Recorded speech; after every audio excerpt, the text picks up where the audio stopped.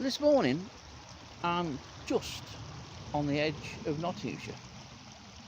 Derbyshire's only a few yards just to my left, and this is the former Sharbrook pit top. Not so long ago, this was a working pit top. I remember that well. It used to be good for fossils on here, especially on this bank before it was landscaped. But today I'm on the search of another micromoth. I'm on the search of the larva of a tortrix moth that lives within the heads of Teasels. But in the meantime, before I go and have a look for it, have a look at this. Why couldn't we have something like this on a pit top in Nottinghamshire?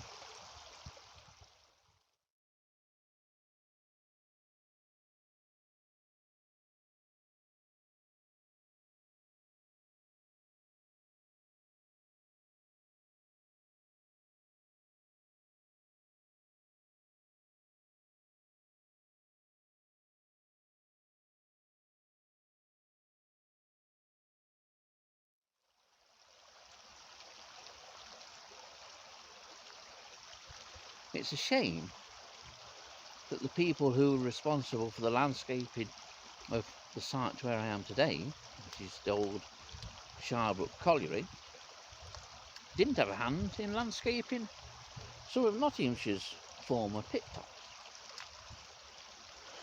We're quite lucky though, because this part of the Sharbrook colliery is actually in Nottinghamshire, and the creation of the stream that you can see behind me is absolutely fantastic. It's an absolute joy.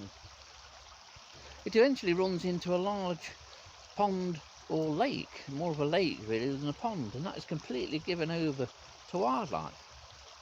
And for the anglers, further around the corner there are a series of ponds and lakes. Why didn't anybody have this foresight for collieries in Nottinghamshire? This is Teasel, and these are the old flower heads from last summer. There's something that lives in these, and hopefully we can dig one out and show you. And the species we're after is Endothenia gentianiana. There, that's a cracker of a name. Now, there are two other possible species that could be present in these seed heads, and another one is Endothenia marginana, and yet another one is Blastobasis lactigolella. That's a lovely little name which sort of rattles the tongue. Very simple to find. These might look spiky, but this is all very soft, and all you need to do is prise it open. If on opening it you find that on the inside, some webbing and some frass down at the bottom, then there is an occupant.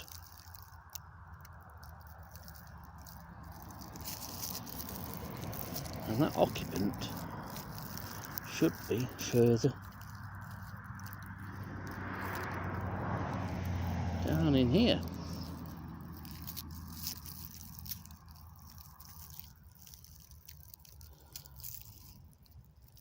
And there it is, just tucked in at the bottom. Let's see if we can get a bit closer.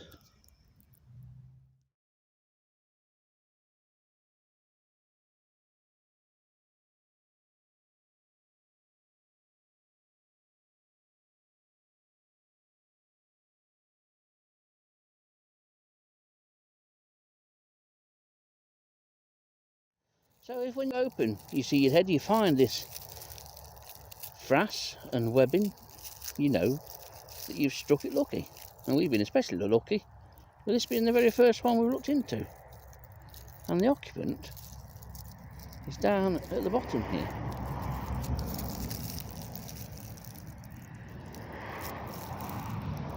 And you see that white larva there. That is what we're after. And these from when the egg is laid on the head by the moth, and the larva enters the head and eats the contents. This is the very first head that I broke open, and I know that if I go to break another couple open, they will almost certainly be present.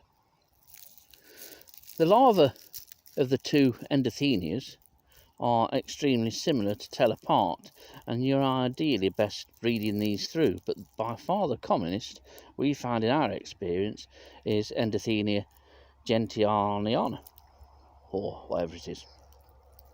Endothenia marginana is far less common.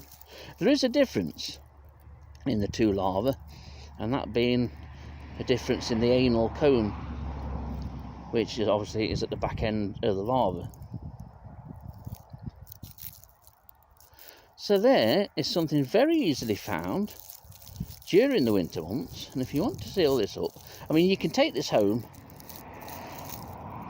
wrap a bit of cotton around that to just seal that closed, or just put it in a container that's tight enough to fit that. Keep the larva somewhere cool during the winter, bring it into the warmth in spring, and wait for it to hatch out.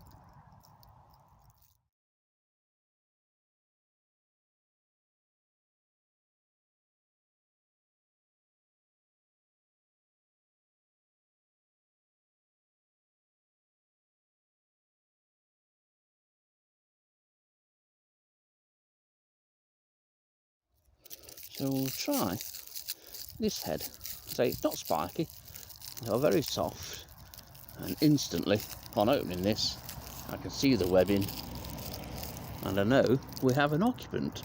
And there it is, look at the bottom. Often, and the larva of Endothenia marginea, or marginana, there are more larvae to a seed head, but that's unfortunately no guarantee of identification. I say the commonest is Endothenia gentianiana. That's the commonest in our experience with these species. Both are Tortrix moths.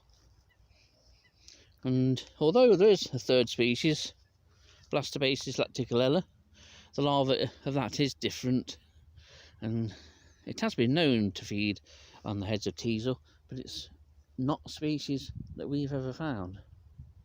Certainly not within teasel heads.